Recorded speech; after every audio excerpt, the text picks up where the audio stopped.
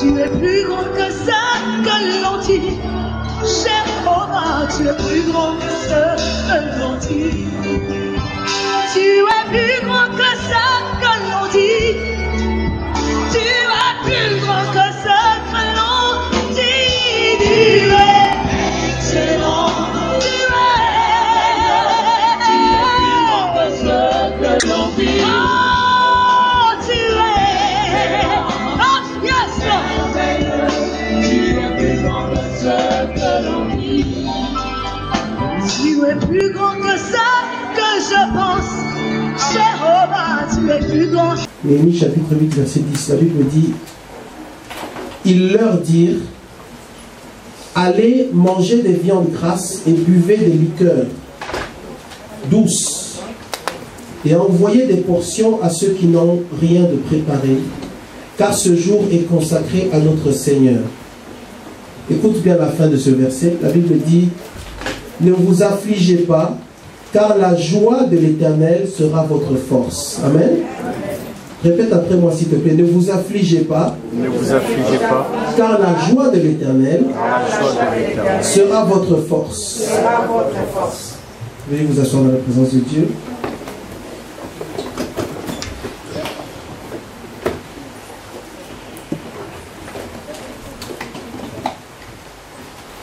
Le livre de Néhémie est un livre qui est très important dans la parole de Dieu.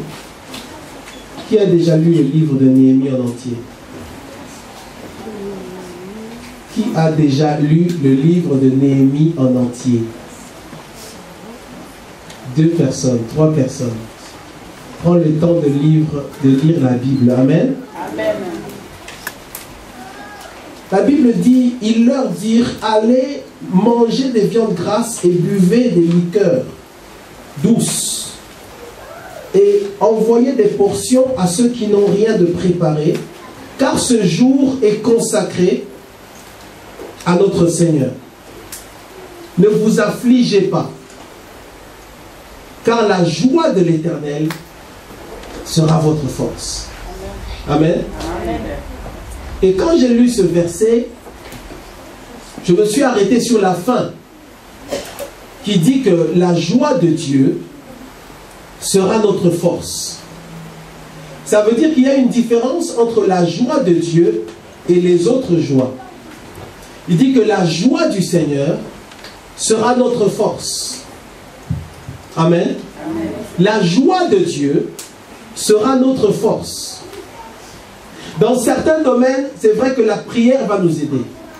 Dans certains autres domaines, c'est vrai que c'est la louange ou l'adoration qui va nous aider. Mais la Bible dit que dans certains autres domaines, c'est la joie de Dieu qui sera notre force. Certains jours, c'est la joie du Seigneur qui sera ta force. C'est la joie de Dieu qui va te maintenir debout. C'est la joie de Dieu qui va faire que le plan de Dieu va s'accomplir dans ta vie. C'est la joie de Dieu qui va amener la paix dans ton cœur. La joie du Seigneur. C'est ça qui est la source de notre force. Parce que bien aimé dans le Seigneur, tu sais, quand tu es attristé, tu ne peux rien faire. Quand tu es déprimé, tu ne peux rien faire. Quand tu es dans la dépression, tu ne peux rien faire. Quand tu es découragé, tu ne peux rien faire. La joie de Dieu doit être notre force. Et je me suis arrêté là pour me poser la question, mais pourquoi est-ce que Néhémie nous dit ça? Pourquoi est-ce qu'il dit que la joie de Dieu va être notre force? Quel est le mystère qu'il y a dans cette fin de verset-là? Quel est le vrai message qu'il veut nous adresser? Qu'est-ce qu'il y a? Quel est le secret qu'il y a dans la joie de Dieu? Quel est le secret qu'il y a quand Dieu veut qu'on puisse avoir la joie qui vient de lui? Il dit que c'est la joie du Seigneur. La joie de l'Éternel. Il y a un autre passage, on dit, la joie du Seigneur sera ma force. Vous connaissez le chant, la joie du Seigneur, elle est ma force. La joie du Seigneur. Vous savez, moi, ce chant-là, au début, je croyais que c'était un chant pour les enfants. Je me disais, franchement, laissez-nous tranquilles avec ce chant. Déjà, la manière dont ils ont fait ce chant-là, je n'aime pas tellement ce genre de chant. Je me dis, c'est quoi ce genre de chant? La joie du Seigneur, elle est ma force. La joie. Et je me disais, mais ça c'est des blagues ça. Mais un jour, dis avec moi, un jour, Vous savez, il y a toujours un jour pour la révélation. Amen. Un jour, je me sentais mal. Vous connaissez ces jours-là? Où on dirait que tu as la révélation de ce qui ne va pas dans ta vie. Et j'ai pensé à ce chant. Et j'ai commencé à chanter ce chant-là. Et ça m'a fait du bien. Amen. C'est devenu mon chant. Quand je suis tout seul et qu'il n'y a personne, tout seul. La joie du Seigneur, elle est ma force. La joie du Seigneur, elle est ma force. La joie du Seigneur, elle est ma force. Et quand tu chantes ce chant, quand tu réalises ce que tu dis, il y a une joie qui vient sur toi. Il y a une joie qui vient sur ta vie. Il y a une joie qui saisit ton âme. Il y a une joie qui saisit ton cœur. Il y a une joie qui saisit ton esprit. Et cette joie-là n'a rien à voir avec ta situation. Cette joie-là n'a rien à voir avec ce que tu vis. Cette joie-là n'a rien à voir avec ce que les gens ont dit. Cette joie-là n'a rien à voir avec ce que toi-même tu penses. Cette joie-là n'a rien à voir avec ce que les autres pensent ou ce que les autres font. Cette joie-là n'a rien à voir avec ton père, ta mère ou ta famille. Cette joie-là n'a rien à voir avec tes faiblesses parce que c'est une joie mystérieuse. Amen. C'est une joie spéciale. C'est une joie qui vient de Dieu. C'est une joie, en fait, que tu ne peux comprendre que par la révélation. C'est une joie qui est mystérieuse. Quand on parle de mystère, on parle de quelque chose qui ne peut être révélé que par Dieu. Quand la Bible parle du mot mystère, ça vient du grec mystérion. Et mystérion, c'est quelque chose qui ne peut être révélé que par Dieu. Et dans nos vies, il y a certaines choses qui ne peuvent être révélées que par Dieu. Les hommes ne pourront pas te révéler ces choses-là. Il faut que Dieu lui-même te révèle ces choses. Et il y a un mystère dans la joie de Dieu. Et ce que Dieu veut, c'est que moi et toi, nous soyons dans la joie. Il dit, la joie de Dieu sera notre force. Nous, les enfants de Dieu, nous ne marchons pas seulement par rapport à ce qu'on sent, ou par rapport à ce que nous-mêmes nous disons, ou ce que nous-mêmes nous faisons, ou ce que les autres disent, ou ce que les autres pensent. La joie de Dieu nous donne l'indépendance au niveau de l'âme et de l'esprit. Ça veut dire que tu ne vas pas vivre ou te comporter ou avoir une attitude qui dépend de ce que les autres font. Tu ne vas pas avoir une attitude ou tu ne vas pas te considérer, voilà. Tu ne vas pas te considérer comme les autres te considèrent. Parce que tu as en toi la joie du Seigneur. La joie, la profonde joie de Dieu doit être en toi. Tu dois avoir cette révélation-là de la joie de Dieu. Amen. Pourquoi est-ce que nous devons avoir cette révélation de la joie de Dieu? C'est ce qu'on veut voir aujourd'hui. Prenons Proverbe chapitre 19. Proverbe chapitre 19. Est-ce que je peux aller doucement aujourd'hui? Allô? Est-ce que je peux aller doucement aujourd'hui? Oui. Proverbe chapitre 19, verset 21. Proverbe chapitre 19, verset 21. La Bible dit, il y a dans le cœur de l'homme beaucoup de projets. Il y a dans le cœur de l'homme beaucoup de projets. Mais c'est le dessein de l'Éternel qui s'accomplit. Amen. Amen. Il y a dans le cœur de l'homme beaucoup de pensées, beaucoup de projets.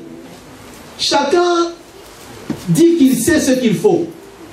Chacun pense que ses projets à lui, ses pensées à lui, sont les projets ou les pensées de Dieu.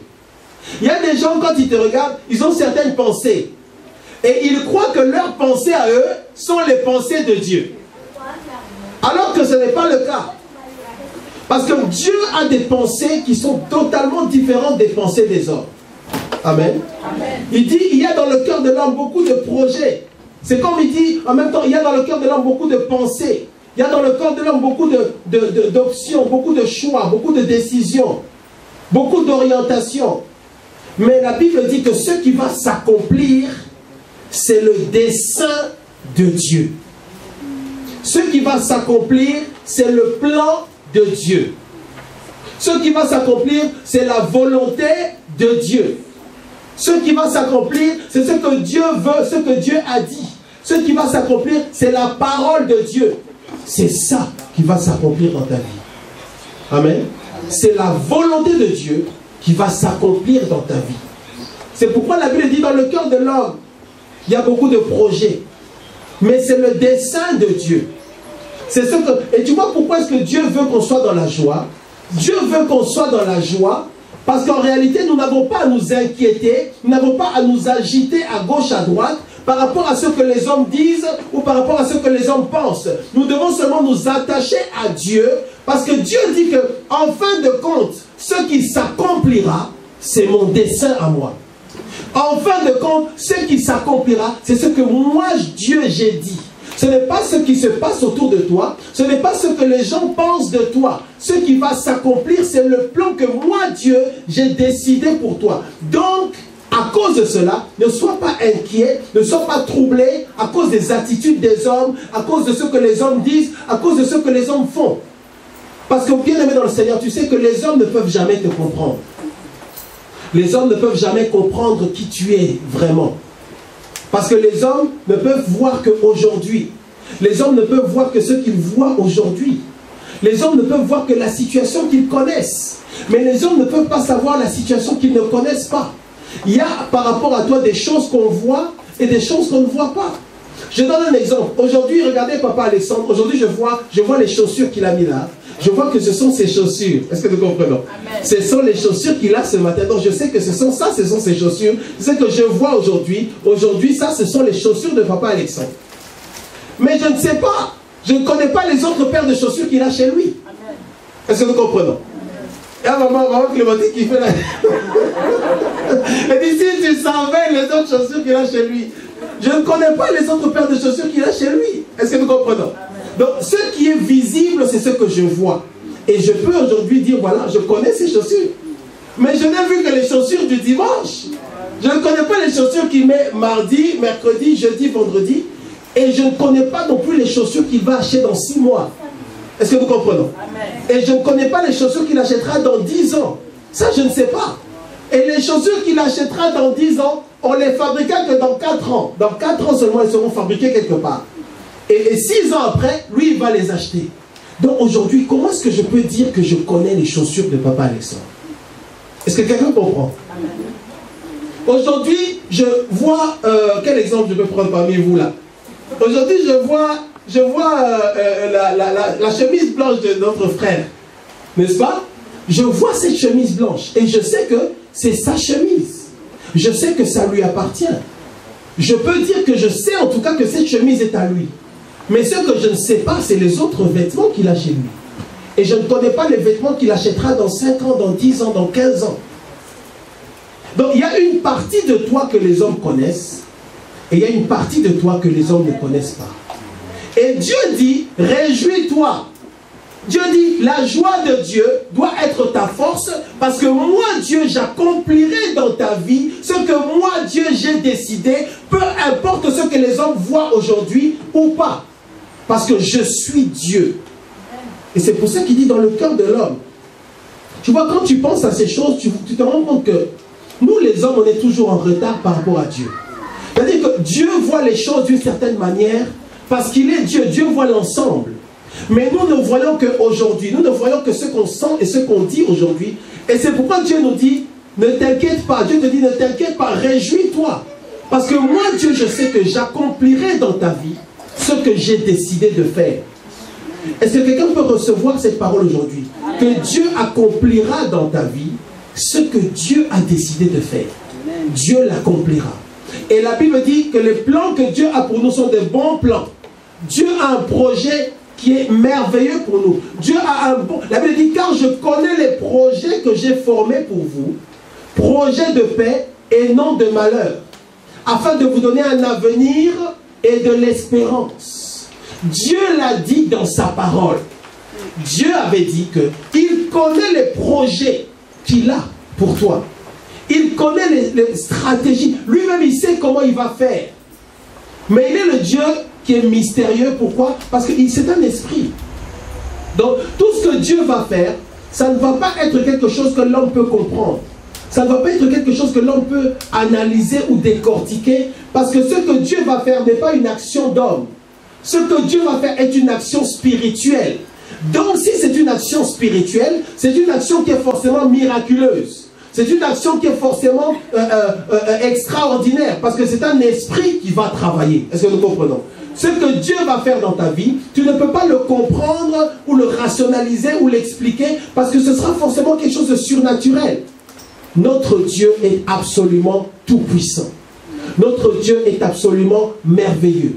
Notre Dieu, sa puissance est au-dessus de tous les autres esprits qui existent sur cette terre. La Bible dit même que c'est lui qui a créé tous les autres esprits. La Bible dit que notre Dieu est le Père des esprits. Il est le Père des esprits de toute chair. Tout ce qui vit dépend de Dieu. Il a le monde entier dans sa main. Il est absolument extraordinaire. Il est le Dieu qui fait des miracles. Il est le Dieu qui a créé. Même Satan, l'ange Lucifer, c'est Dieu qui l'a créé. Parce qu'il soutient toutes choses par la puissance de sa parole. Il est absolument au-dessus de tout ce qui te fait peur. Il est absolument au-dessus de tout ce qui réjouit ton cœur. Il est absolument au-dessus de tout ce qui attriste ton cœur. Il est absolument au-dessus des paroles des hommes. Il est absolument au-dessus des pensées des hommes. Il est au-dessus des avis des hommes. Il est au-dessus de tes propres pensées. Il est le Dieu qui est au-dessus de tout. La Bible dit, il est assis sur le cercle de la terre.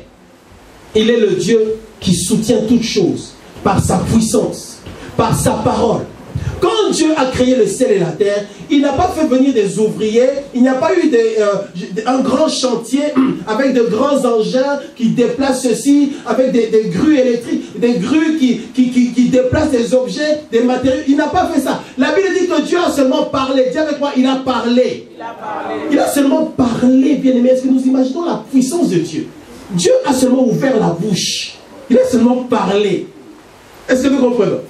C'est comme si tu es dans un restaurant, tu vois que le serveur passe, tu dis garçon, et puis il vient. Eh bien Dieu, pour faire les choses, il n'a qu'à parler.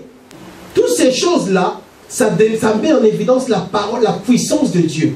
Et moi, je pensais qu'à un moment donné dans l'Apocalypse, on allait dire que Jésus est descendu avec des muscles et il va attraper Satan et il va le frapper comme un combat entre Tyson et Holyfield. Je croyais que ça allait être un combat de boxe, quelque chose encore. C'est pas ça. La Bible dit seulement qu'un feu est descendu du ciel et l'a consumé.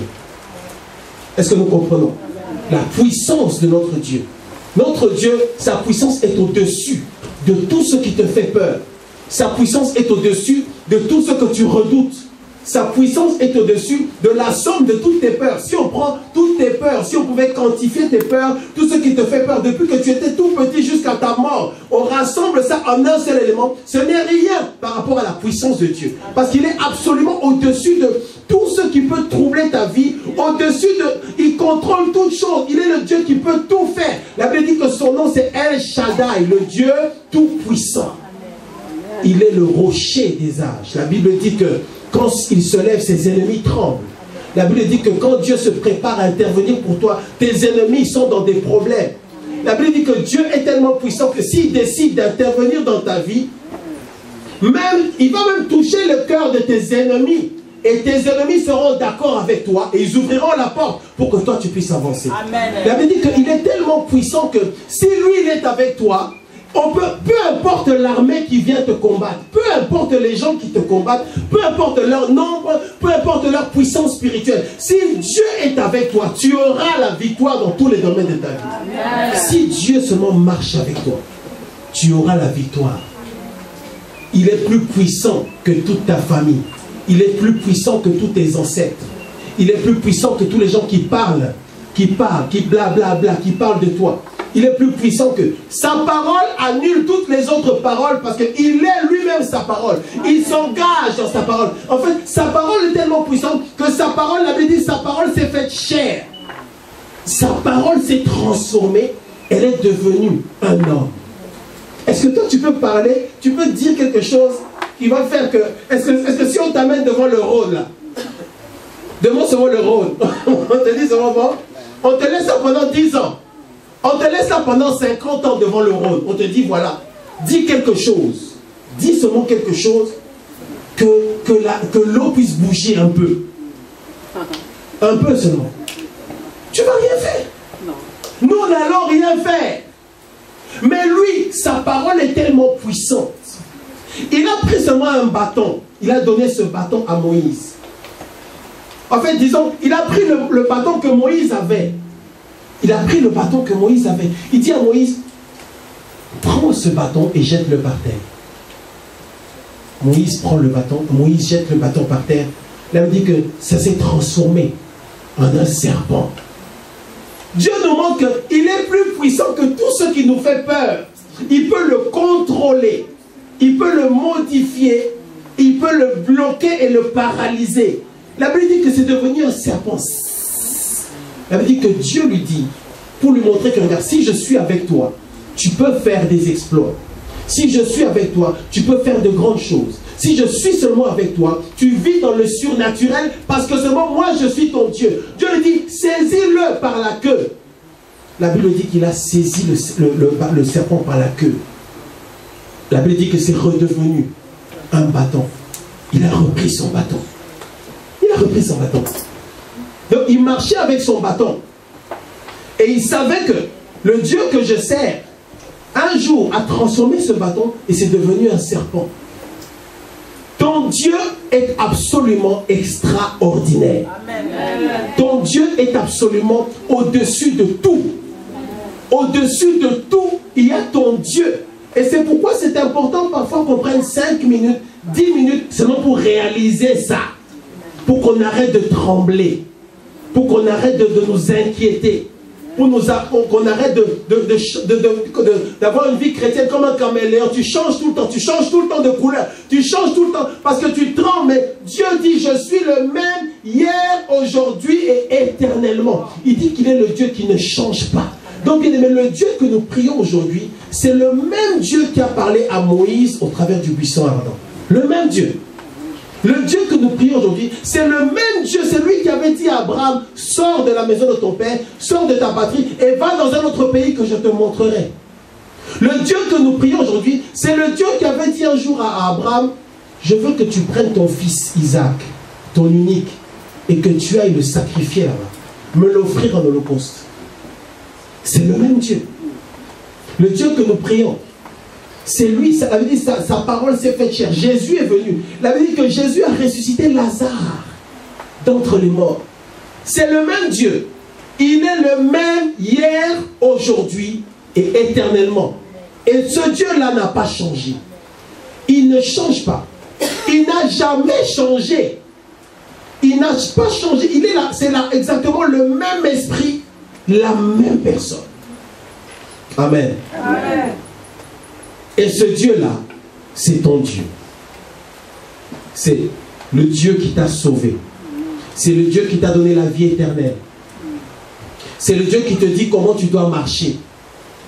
Et ce Dieu-là veut que notre pensée soit claire, notre psychologie. Vous savez que chaque fois qu'on a une relation avec quelqu'un, que ce soit une relation des parents envers des enfants ou des enfants envers les parents, il y a toujours une notion de psychologie dans la relation. C'est-à-dire qu'il y a une partie immatérielle dans la relation, il y a une partie qu'on ne peut pas expliquer dans cette relation-là, il y a une partie qui se passe au niveau de l'esprit, au niveau de l'âme. C'est ça la partie dont je vais dire ce matin que c'est l'aspect psychologique. Dans la psychologie que Dieu veut qu'on puisse avoir envers lui, dans notre relation, Dieu veut qu'on sache qu'il est Dieu. Est-ce que quelqu'un comprend ce message? Amen. Dieu veut que tu saches qu'il est Dieu. Que dans la relation que tu as avec Dieu, la psychologie que tu as avec lui, que tu saches qu'il est Dieu, il fait ce qu'il veut. Il est assis dans les lieux élevés. Il règne au siècle des siècles. Il était là avant que tes arrière, et je peux continuer comme ça pendant 2 semaines, avant qu'il naisse. Il était déjà Dieu. Nous ne sommes pas la première église, nous ne sommes pas les premiers serviteurs ou prédicateurs ou enseignants. Il y a des gens qui ont enseigné et prêché avant nous. Il y a des gens qui ont prié Dieu avant nous dans la Bible. Nous sommes seulement la suite et la conséquence d'un plan qui avait été déclenché par Dieu. Parce qu'il soutient toutes choses par la puissance de sa parole. Dieu avait seulement placé le soleil à sa place et le soleil n'a pas changé de place. Dieu a placé la lune à sa place, la lune n'a pas changé de place. Dieu a mis des limitations au niveau des rivières, des fleuves, des océans. Il y a des limites. Dieu a décidé que les eaux ne peuvent pas dépasser cette limite-là. Ça, c'est la puissance de Dieu. Bible dit que le cœur de l'homme est tortueux. Le cœur de l'homme change, le cœur de l'homme est troublé. Le cœur de l'homme, il y a des jours où le cœur est joyeux, et puis il y a des jours où le cœur est triste. Il y a des jours où le cœur est troublé, il y a des jours où le cœur est vraiment dans la dépression, dans le découragement, dans l'abandon. Et il y a des jours où, pour ceci ou pour cela, vous savez, un jour, je commence ma journée là, et je me sentais un peu bizarre, j'étais un peu... Comme si, en fait, c'est comme si tout le ciel était descendu sur moi. Comme si, en fait, j'étais dans le brouillard. Tu as déjà eu une journée où tu commences, tu as l'impression que tu es dans le brouillard. Et puis, on m'a passé un coup de fil pour m'annoncer quelque chose, une bonne nouvelle. Et j'étais content. Ça, c'était le matin. Et puis, vers 14 h, on me dit encore autre chose d'agréable. Et j'étais encore content. Et puis, à 16 h, je réalise encore quelque chose, je ne sais plus ce que c'était. Et c'était positif. Et je me sentais bien. Et puis, à 17 h, je me dis, mais là, je me sens bien aujourd'hui. Je me dis, mais là, je me sens bien aujourd'hui. Pourquoi est-ce que je me sens comme ça? Je dis, ah, tu vois, c'est parce qu'on t'a annoncé de bonnes choses. Donc, j'ai analysé ma journée parce que je sais comment je me sentais le matin, dans le brouillard. Et vers 17 h, j'étais bien. C'est comme si j'étais Samson, quoi. Goliath, pas Goliath. Disons, j'étais vraiment... Donc, tu vois vraiment que j'étais fort. J'étais, donc, comment on peut dire? Je me sentais vraiment comblé. Je me sentais fort, audacieux. Et je me dis, ça c'est parce qu'on t'a annoncé de bonnes choses. C'est ça qui a touché ton cœur. Pourtant, ton Dieu n'a pas changé. Tu vois, est-ce que nous comprenons? Ton Dieu n'a pas changé, mais nous voulons nous réjouir quand nous avons des choses qui se produisent et nous pensons que ce sont ces choses-là qui valident le fait qu'on est en relation avec Dieu. Mais même quand il n'y a pas ces choses-là, ton Dieu est tout puissant et il est toujours ton Dieu. Quand tu es dans des problèmes et quand les choses ne bougent pas, tu dois te souvenir que ton Dieu est toujours ton Dieu. Parce qu'il y a certaines personnes, quand ça ne va pas, ils oublient que son Dieu est toujours son Dieu. Amen. Amen.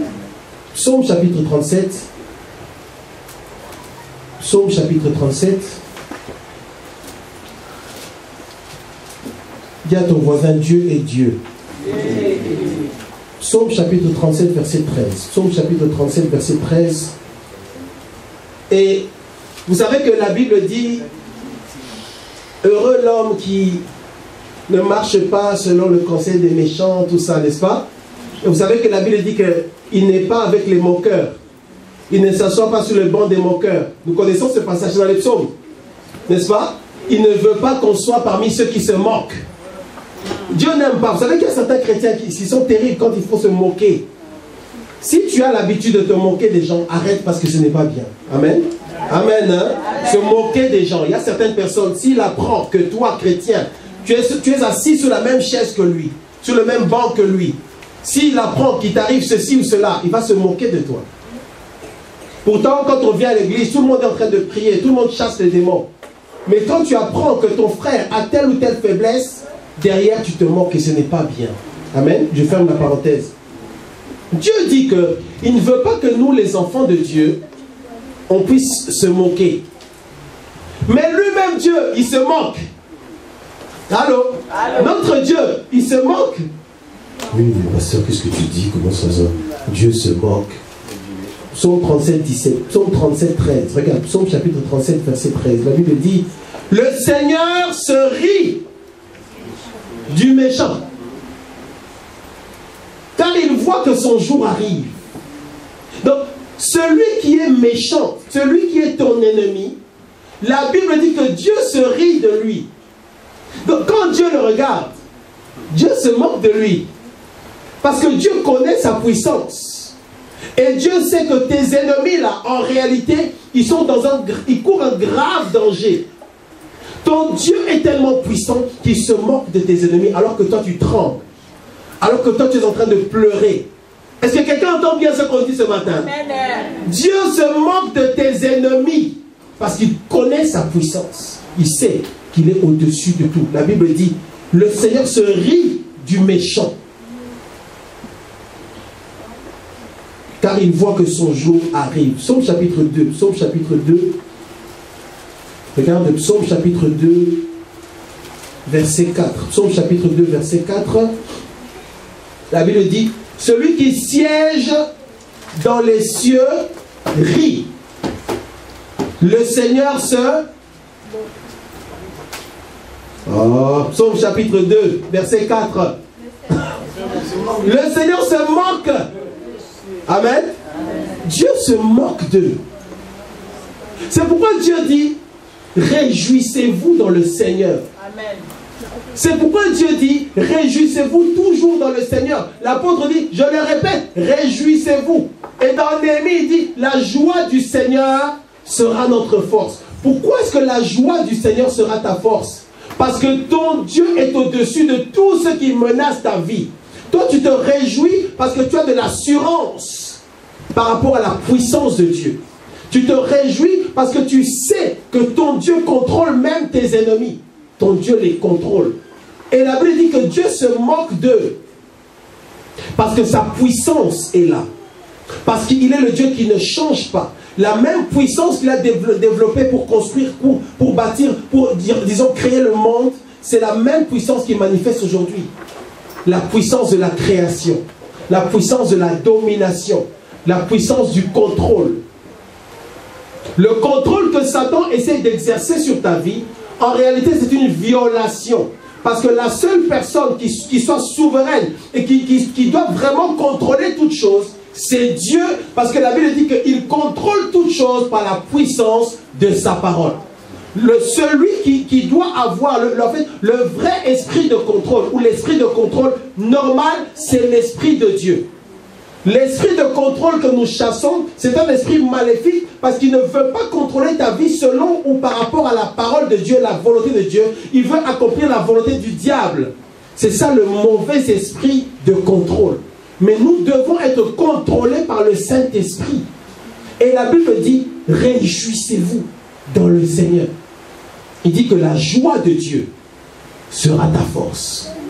La joie du Seigneur sera ta force. Prenons Jean chapitre 14.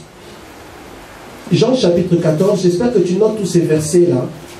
Jean chapitre 14, verset 1. Jean chapitre 14, verset 1, voilà.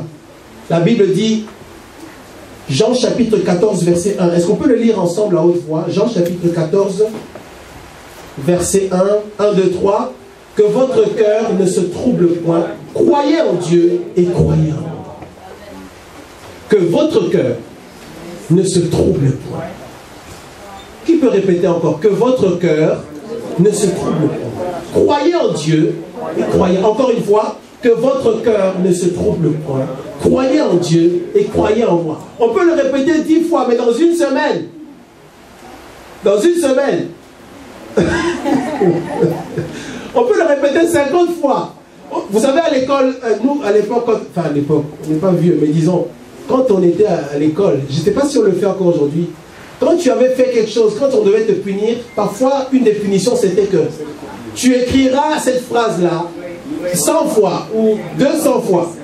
Je suis tenu de faire mes devoirs. Il dit cette phrase-là, et tu dois l'écrire. Et le lendemain, tu reviens avec ce papier. Et ça nous obligeait à changer. Pourquoi? Parce qu'on n'aimait pas le fait de devoir passer 1 heure à écrire la même phrase. C'est une vraie punition. Et ça nous changeait. Peut-être qu'il faut qu'on instaure ça dans l'église. Que Dieu ait recopié ce verset-là 50 fois, 100 fois. Que votre cœur ne se trouble point. Croyez en Dieu, croyez en moi. Pourquoi il dit ça? Bien aimé, Dieu veut que tu puisses croire en lui. Dieu veut que, de la même manière que tu crois que le nom que tu as là, c'est ton nom, Dieu veut que tu puisses croire qu'il est au-dessus de tout. Dieu veut que tu puisses croire qu'il est au-dessus de tous tes ennemis. Dieu veut que tu puisses croire qu'il est au-dessus de tous ceux qui s'opposent à toi. Dieu veut que tu puisses croire qu'il est plus puissant que tous ceux qui viennent te combattre pendant la nuit. Dieu veut que tu puisses croire qu'il est plus puissant que tout ce qui limite ta vie, tout ce qui bloque ta vie, tout ce qui attaque ta vie aujourd'hui, tout ce qui a attaqué ta vie hier, tout ce qui attaquera ta vie demain. Dieu veut que tu puisses croire qu'il est capable de tout gérer. C'est pourquoi il dit que votre cœur ne se trouble point. Croyez en Dieu. Croyez en Dieu et croyez en moi Jésus. Jésus te dit que tu dois croire qu'il est le Seigneur de gloire. Bien aimé dans le Seigneur, vous savez, le voyage que tu as sur cette terre, parfois, dans ce voyage, tu es confronté à des difficultés, des troubles, des oppositions, des combats. Tout le monde, absolument tout le monde a des combats dans sa vie. Tout le monde, sans aucune exception, a des combats dans sa vie.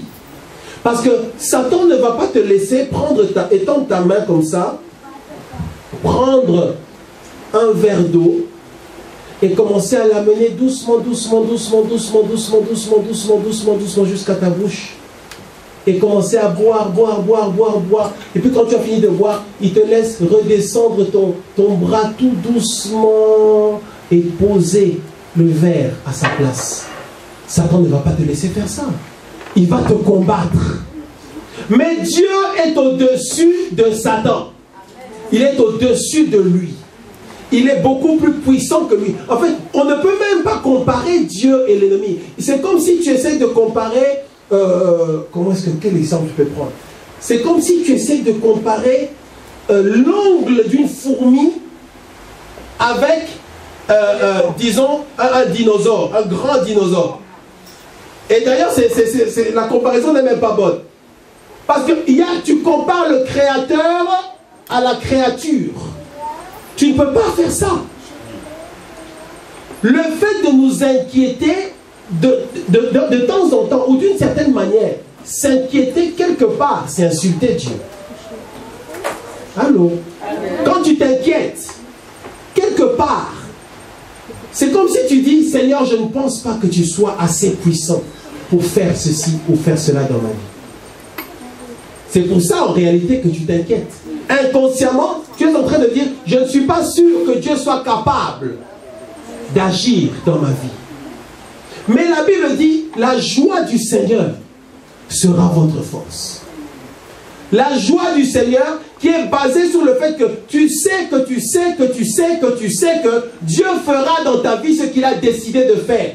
Dieu accomplira dans ta vie le bon plan qu'il a pour toi. Dieu l'accomplira. Dis à ton voisin, Dieu l'accomplira. Dis-lui encore, Dieu l'accomplira. Bien aimé, peu importe. C'est pourquoi à la fin de ce culte, cet après-midi, quand tu rentres chez toi, fais-toi un bon repas, mange avec joie. Réjouis-toi. Réjouis-toi, sois dans la joie. Parce que ton Dieu a déjà tout accompli pour toi. Est-ce que nous comprenons? Ton Dieu a déjà, peu importe ce que les gens ont dit sur toi, toi fais ton bon repas, mange avec joie. Amen. Peu importe ce que les gens pensent de toi. Allô? Peu importe ce que les gens pensent de toi, fais ton bon repas, mange avec joie. Parce que Dieu a déjà tout accompli pour toi. Est-ce que nous comprenons? L'évangile, c'est un message de délivrance. La délivrance commence dans la tête. La délivrance, ça commence dans la tête et dans le cœur. Jésus nous a donné l'indépendance. Tu ne dépends plus de ce que les gens pensent. Tu ne dépends plus de ce que les gens font. Tu ne dépends plus de ce que les gens disent. Tu as l'indépendance. La vraie indépendance, c'est Dieu qui nous l'a donnée. À cause du sang de Jésus. Regarde la vie de Joseph. Dans Genèse 37, on parle de la vie de Joseph. On ne va pas l'ouvrir. Nous connaissons la vie de Joseph. Ce que Dieu a fait avec Joseph, c'est quelque chose de prophétique. Et ça nous concerne tous. Parce que Joseph était, quand Jacob regardait Joseph, Jacob voyait Joseph comme étant un bon fils. Ça, c'était le point de vue de Jacob. Est-ce que quelqu'un m'entend bien ce matin? Amen. Ça, c'était le point de vue de Jacob. Les frères de Joseph, ils disaient que Joseph, c'est seulement un rêveur. Est-ce que nous voyons les pensées des hommes? Chacun va dire de toi des choses qui sont selon ce qu'il voit. Moi, je dis que je vois les chaussures de Papa Alexandre. Papa Alexandre, aujourd'hui, tout le monde va regarder tes chaussures. Je vois les les chaussures de papa Alexandre et je sais que ça, ce sont les chaussures de... Donc c'est ça que pour moi, ça, c'est ça les chaussures de papa Alexandre. Est-ce que nous comprenons? Amen. Mais je ne connais pas, comme je disais tout à l'heure, les chaussures qu'il a chez lui, en dessous du lit, dans la boîte là. Et je ne connais pas les chaussures qu'il va acheter dans 2 semaines. Je ne sais pas. Il y a un jour, papa Alexandre va venir ici avec des chaussures que moi, on n'a jamais vues. Ça, c'est le mystère caché. Je crois que cette semaine, papa Alexandre va aller acheter des chaussures. Ça, c'est le mystère. Donc, quand Joseph était avec ses frères voyaient un rêveur. Ils lui ont fait du mal. Ils l'ont vendu. Ceux qui ont acheté Joseph, ils voyaient Joseph comme un esclave. Chacun va te voir en fonction de ce qu'il voit avec ses yeux et en fonction de la situation dans laquelle tu te trouves. C'est comme ça que les gens fonctionnent avec toi. C'est pourquoi je dis à la fin du culte, rentre chez toi, fais-toi un bon repas et mange avec joie. Parce que Dieu a déjà tout fait. Ces gens-là, quand ils ont vu Joseph, ils ont dit, ça c'est un esclave, on va l'acheter.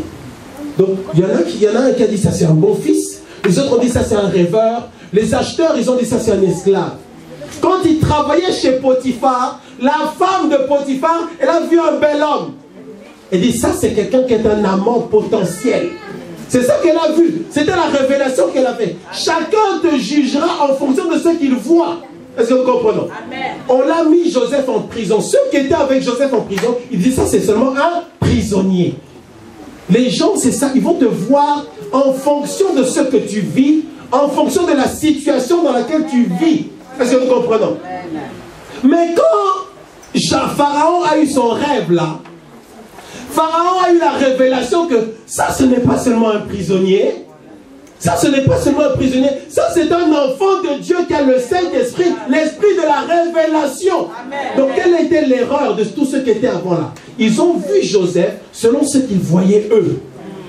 Mais ils n'ont pas vu Joseph selon ce que Dieu voyait. Amen. Donc si Joseph était là ce matin, je lui dis, Joseph, quand tu rentres chez toi, fais-toi un bon repas, mange de tout ton cœur avec joie et sois dans la joie du Seigneur est ma force, la joie du Seigneur. C'est ça. Donc Joseph devait être dans la joie parce que Dieu avait déjà tout préparé. Est-ce que nous comprenons? Amen. Dieu a déjà tout préparé pour toi. C'est pourquoi la Bible dit, la joie du Seigneur sera ta force. Pourquoi? Parce que tu as la révélation de qui est Dieu. Et tu sais que Dieu est absolument tout puissant. La Bible nous parle d'Esther. Dieu ne regarde pas ton sexe ou ton genre. Dieu ne regarde pas si tu es un homme ou une femme. Ça, ce sont les choses que les hommes regardent. Mais Dieu ne regarde pas ça. Dieu n'a pas... Regarde, Dieu a choisi Esther, une femme. Vous savez qu'aujourd'hui, si nous aimons la vérité, les femmes, de manière générale, elles sont quand même vues comme étant des personnes qui ne doivent pas toujours être classées ou mis au même rang que les hommes. En 2019, alors vous imaginez au temps de la Bible ce que c'était pour les femmes. Dieu, malgré ça, est allé prendre Esther pour montrer aux hommes que il ne doit pas regarder au fait que ce soit un homme ou une femme. Pourquoi est-ce que je prends ces exemples-là? Pour nous montrer que Dieu ne voit pas les choses comme les hommes voient les choses. Est-ce que nous comprenons? Amen. Dieu ne voit pas les choses comme les hommes qui parlent de toi voient les choses. Ah, j'aime ce message, j'aime ce message. Je ne sais pas si tu comprends bien comme je comprends ce message. Amen, amen. En fait, je crois que je prêche pour moi-même. Si tu ne prêches pas pour toi, c'est ton problème. Je prêche pour moi. Dieu ne voit pas les choses comme les hommes voient les choses. Donc, les hommes, comme ils te voient, ils voient Esther, une petite fille orpheline qui est là et qui n'a pas d'avenir. On ne sait pas ce qu'elle va devenir. De toute façon, elle finira comme toutes les autres jeunes femmes là. Je ne sais pas, soit elle sera prostituée ou finalement elle se mariera à quelqu'un. Elle sera 40e femme de quelqu'un ou alors elle va tomber. C'est ça, ce sont les pensées des hommes. C'est que les hommes voient ce qu'ils voient avec leurs yeux. Mais Dieu avait vu que celle-là, c'est une reine. Elle est devenue une reine. Donc ça veut dire qu'avant de devenir reine, elle aurait dû passer beaucoup de temps à chanter. La joie du Seigneur, elle est ma force. Pendant que les gens pensent que toi tu n'es rien. Pendant que les gens voient seulement ce qu'ils voient aujourd'hui. Les gens voient seulement ce qu'ils voient. Les gens voient seulement ta situation. Dieu n'est pas dans ces choses-là. Est-ce que nous comprenons? Amen. Dieu ne dépend pas de ce que les hommes voient, de ce que les hommes disent. Dieu n'est pas intéressé par l'expérience de la personne. Non. Regarde David. Où est-ce que David est allé à l'université? Où est-ce qu'on dit que David a fait des études? Où est-ce qu'on dit que David a été formé? Dieu peut prendre n'importe qui. Amen. Et en faire n'importe qui. C'est pourquoi mon frère, ne te moque jamais de quelqu'un. Allô?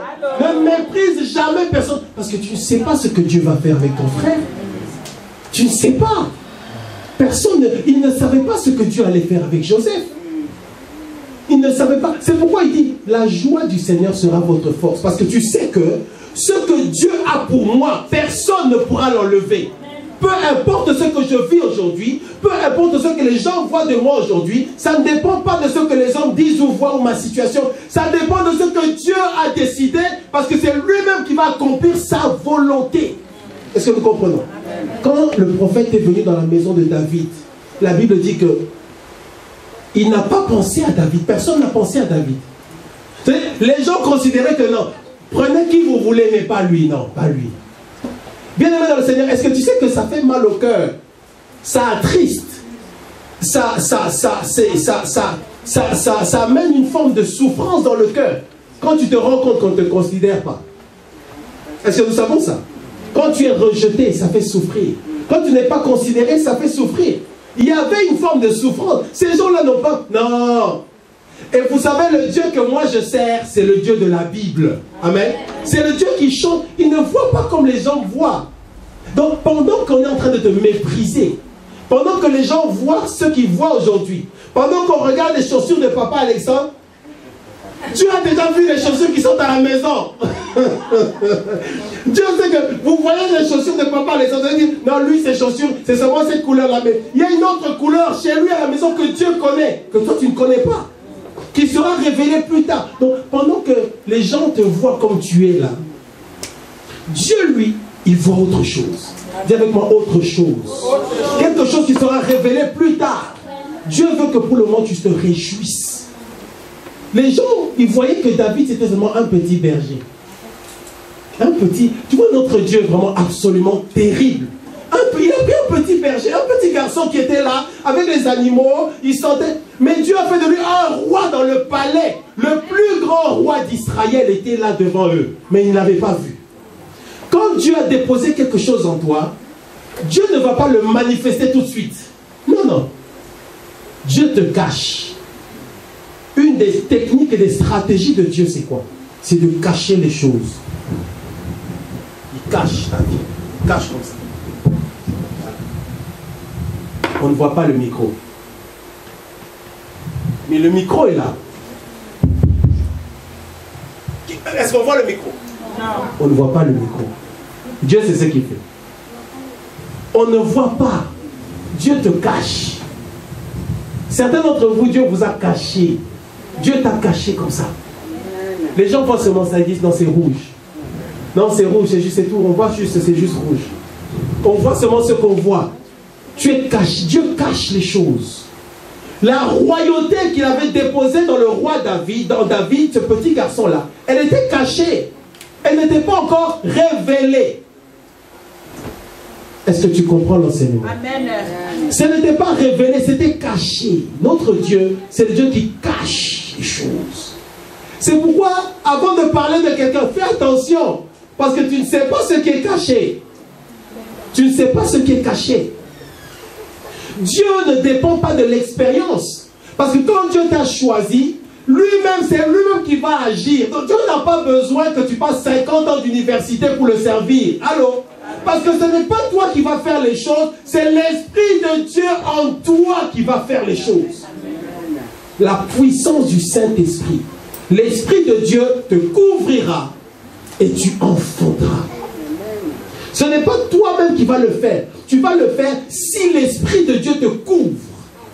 C'est pourquoi Dieu dit la joie du Seigneur sera votre force.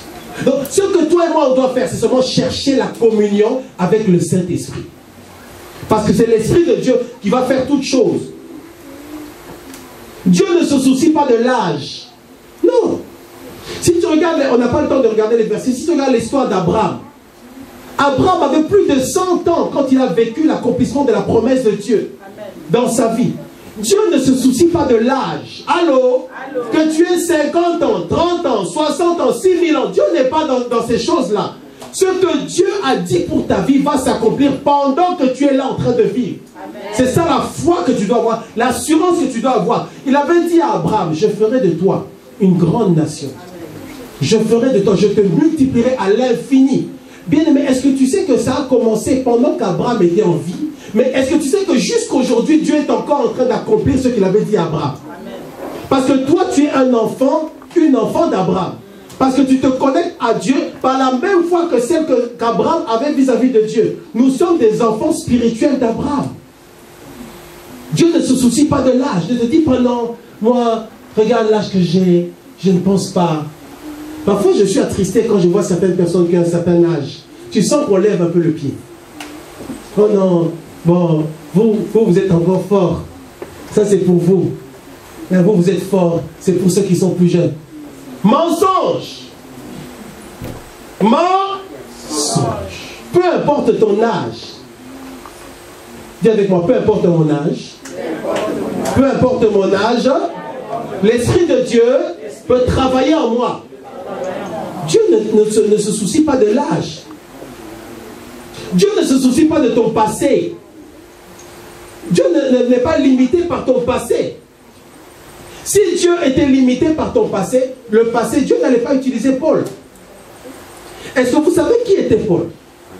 Paul, c'était quelqu'un qui, avant, était quelqu'un qui maltraitait les chrétiens. Il les persécutait. Donc, on peut dire quelque part que c'était comme un petit sorcier. C'est quelqu'un, tout ce qu'il voulait, c'était arrêter la propagation du message de l'évangile de Christ. C'était ça son travail. Et Dieu, malgré cela, l'a pris, l'a changé. Il l'a arrangé, il l'a positionné. Et aujourd'hui, ce que Paul dit, c'est ce qui nourrit notre vie chrétienne. Allô? Allô? Allô? Peu importe ton passé, peu importe ce que tu as fait dans le passé, peu importe si tu étais prostituée, peu importe si tu étais gigolo, peu importe si tu étais meurtrier, je ne sais pas, voleur, menteur, tout ce que tu veux, peu importe ce que tu as fait, Dieu n'est pas limité par ça. Dieu te prend, Dieu t'arrange, Dieu te positionne, Dieu t'expose, Dieu t'utilise. Les gens vont te voir, regarde, les gens quand ils voyaient Saul, qu'est-ce qu'ils disaient? Voilà, un meurtrier, un homme méchant, un homme dur. Le problème c'est que nous aimons l'évangile, mais nous ne voulons pas accepter l'évangile. Le Paul qui a écrit Romains, tout ça, Corinthiens, c'était un homme méchant, un homme dur, un homme qui maltraitait ceux qui... Donc quand les gens étaient en train de prier, lui, toute la pensée qu'il avait, c'était seulement de venir avec une grenade et de lancer la grenade et que ça explose. C'était ça sa pensée. Quand les chrétiens étaient organisés pour faire des veillées de prière, lui, tout ce qu'il voulait, c'était venir en plein milieu pendant les prières, avec des fouets, commencer à les fouetter et les jeter en prison. C'était ça sa passion. C'était ça qui animait, qui poussait, en fait, qui le faisait vivre. Il était rempli d'une rage vis-à-vis des chrétiens. Le Dieu que nous servons, bien aimé, c'est le Dieu qui change les gens. Il change les caractères des gens. Il en fait des gens que tu ne connais même pas. Ça veut dire quoi? Même si tu vois aujourd'hui quelqu'un qui fait n'importe quoi, fais attention. C'est dans la Bible. Malgré ce que Saul faisait, Paul faisait, malgré la méchanceté de son cœur, c'est seulement lui que Dieu a choisi pour en faire le plus grand apôtre de la Bible. Le plus grand apôtre de la Bible. Va voir son passé, lis son CV. C'était quelqu'un qui était dans les services secrets. Si je veux replacer ça dans le contexte, il était dans les services secrets. Les gens qui exécutent, qui tuent en cachette, en coulisses, qui organisent des coups, qui font des... C'était des gens comme ça. Un homme politique, méchant. Mais quand il a rencontré Jésus, sa vie a été totalement changée. Ça veut dire quoi? Même si tu vois quelqu'un qui a de grandes faiblesses, qui est dans des... Fais attention à ce que Dieu va faire avec lui demain. Dieu ne se soucie pas de la carrière de la personne. Vous savez que Jésus marchait avec des femmes dont certaines étaient des prostituées. Est-ce que nous savons ce que ça veut dire une prostituée, un prostitué? Une prostituée, donc une femme qui était comme un objet que tout le monde pouvait, dont tout le monde pouvait se servir. Elle vendait son corps. On venait lui donner de l'argent et elle vendait son corps. Le péché dans le péché, dans le péché, dans le péché, dans le péché. Elle vivait dedans. La Bible dit que ces femmes-là ont rencontré Jésus-Christ. Jésus-Christ a fait d'elles des servantes de Dieu qui soutenaient son ministère. Est-ce que nous comprenons? C'est pourquoi Dieu n'est pas limité par ton passé. Et que quelqu'un entende bien ce message ce matin. Dieu n'est pas limité par le passé de la personne.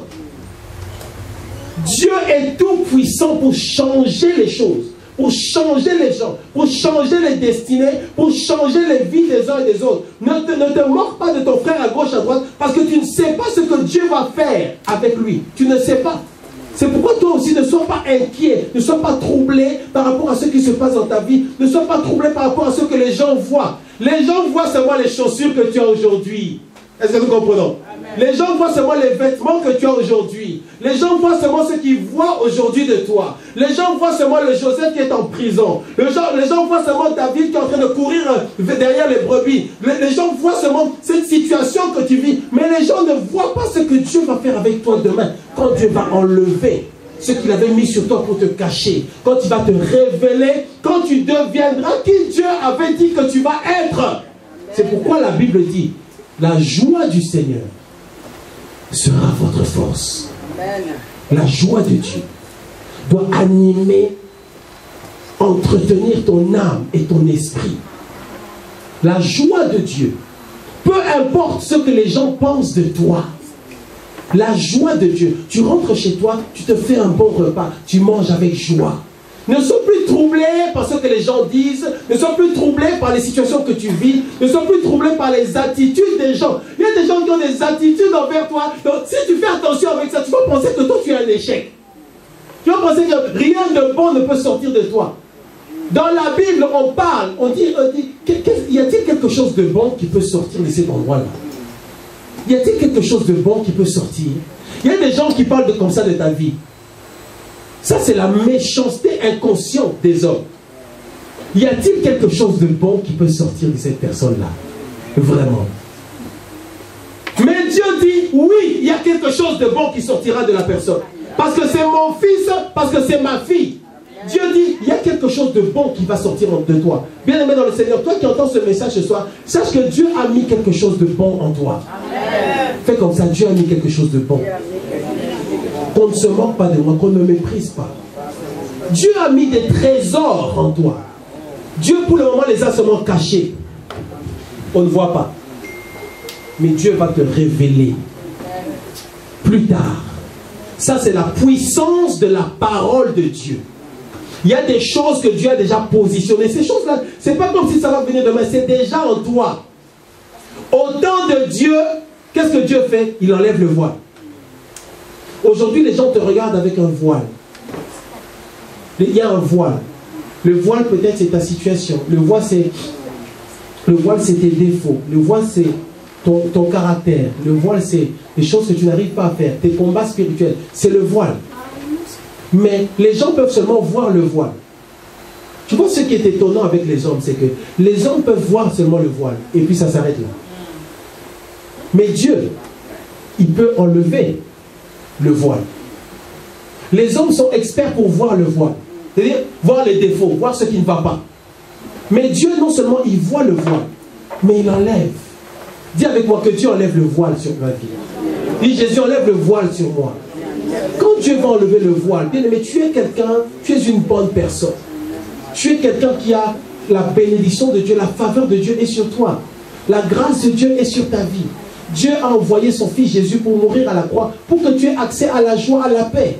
Pour que tu sois un homme béni. Et tu es déjà un homme béni. Continue à persévérer dans la joie de Dieu. La Bible dit, la joie du Seigneur est ma force. La joie de Dieu est la force dans ton âme. La joie de Dieu est la force dans ton esprit. La joie de Dieu. Quand tu sors d'ici, peu importe ce que tu vis, tu sors avec la joie de Dieu dans ton cœur. Parce que tu sais qu'il a tout accompli. J'attends seulement le temps de Dieu pour que le voile soit ôté. Quand le voile sera ôté, j'entrerai dans la bénédiction. Le jour où on est venu à la porte de Joseph de prison, Pharaon veut te voir. C'est le jour où Dieu a dit, maintenant j'enlève le voile. Dieu te laisse passer par plusieurs choses avant d'enlever le voile. Dieu te laisse passer par des choses, tu vas pleurer, tu es rejeté, tu n'es pas compris. On s'attache, on te condamne par rapport à cette situation. On ment sur toi, on exagère tes défauts. On fait toutes ces choses-là. C'est juste le chemin par lequel Dieu te fait passer. Jusqu'au jour où Dieu dit, maintenant j'enlève le voile. Il dit, maintenant je vais montrer aux hommes qui j'avais dit que tu dois être et que tu es vraiment. Ce que Dieu a dit que tu es, tu l'es déjà. C'est juste que ce n'est pas encore manifesté. Est-ce que nous comprenons? Tu l'es déjà, mais ce n'est pas encore manifesté. Que Dieu enlève le voile sur toi. Que le monde entier puisse voir qui tu es vraiment en Jésus-Christ. Le message de l'évangile, c'est un message de transformation. C'est un message d'espoir et d'espérance. Tu sais que Dieu a mis des bonnes choses sur toi. Ne sois pas intimidé par ce que les hommes disent, ce que les gens pensent de toi. Même quand c'est ta faute. Parce que les hommes peuvent seulement s'arrêter à critiquer. Mais Dieu peut entendre ta prière de repentance et te pardonner. Et tu te lèves et tu continues à marcher avec lui. Il a dit que celui qui n'a jamais péché lance la première pierre. Ça, c'est la position de Dieu. Que celui qui n'a jamais péché lance la première. Les autres, ils pourront faire tout ce qu'ils veulent, mais la première pierre, qu'elle soit lancée par quelqu'un qui n'a jamais péché. La Bible dit, personne n'a jeté une pierre. Parce que Jésus n'est pas venu te condamner. Jésus est venu t'encourager pour que tu puisses devenir qui Dieu veut. Tu vois, la position de Dieu, ce n'est pas une position qui vient pour tu vois, j'aime beaucoup ce passage-là. Je vais m'arrêter dans 3 minutes, on va prier. Mais la femme pécheresse attrapée en flagrant délit de péché. La position de Dieu n'a pas été de la condamner. La position de Jésus, ça a été quoi? Que celui qui n'a jamais péché lance la première pierre. Ça veut dire quoi? Quand quelqu'un a des fautes et des défauts, le point de vue des hommes, c'est on condamne parce que ça ne va pas, ça sent mauvais. Mais le point de vue de celui qui est le seul capable de juger, c'est de dire stop, personne ne bouge. On ne la condamne pas. Il dit à la femme, où sont ceux qui te condamnaient? La femme répond, ils ne sont pas là. Il dit, voilà, moi non plus, je ne te condamne pas. Va et ne pêche plus. Donc Dieu te dit, peu importe ton passé, peu importe ton histoire, peu importe ton expérience, peu importe ce que tu as fait, Dieu te dit, va seulement. Va dans la paix, va dans la joie. Ne pêche pas. C'est seulement ça que Dieu te demande. Que les autres continuent à parler, que les autres continuent à condamner, ça c'est leur problème. Mais celui qui accomplira le dessein, c'est Dieu. Il y a dans le cœur de l'homme beaucoup de projets, mais c'est le dessein de Dieu qui s'accomplira dans ta vie. Les hommes peuvent parler, soit libérés des pensées des hommes, soit libérés des attitudes des hommes. Les hommes ne voient pas tout. Moi, je vois seulement les chaussures de papa Alexandre. Mais un jour, il viendra avec ses autres chaussures. Et nous saurons la révélation qu'on s'est trompé. Il y a autre chose que ce qu'on a vu. Dis à ton voisin, il y a autre chose sur moi. Dis à de l'autre côté, il y a autre chose sur moi. Tiens-toi debout, on va prier. Merci Jésus. Réjouissez-vous toujours dans le Seigneur. La joie du Seigneur sera votre force. La joie de Dieu. Nous allons prier le Seigneur après avoir reçu sa parole. Nous voulons vraiment réaliser que nous devons vivre dans la joie de Dieu. Parce qu'il a déjà tout fait. Ce que Dieu a dit va s'accomplir pour nous. Répétez après moi. Seigneur Dieu, merci pour ta parole. Je déclare ce matin que la joie du Seigneur est ma force. Je m'engage à marcher dans la joie, me réjouir en obéissance à ta parole. La Bible me dit, réjouissez-vous toujours dans le Seigneur. Je décide de me réjouir dans le Seigneur, peu importe ma situation, les pensées des hommes, les paroles des hommes, les choses qui me limitent, les problèmes et les combats. Je marche dans la joie parce que Jésus a tout accompli.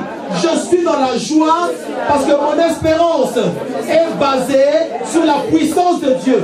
Sur la puissance de Dieu, la puissance de sa parole, sur l'onction du Saint-Esprit, sur la gloire de Dieu, sur l'autorité du nom de Jésus. Commence à prier par rapport à ça. Dis, Seigneur, je m'engage à marcher dans la joie.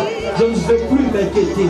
Je ne veux plus être troublé. Je ne veux plus être ébranlé. Je ne veux plus être secoué par les pensées et les paroles des actes des hommes. Je ne veux plus être troublé, affecté par ce qui se passe autour de moi.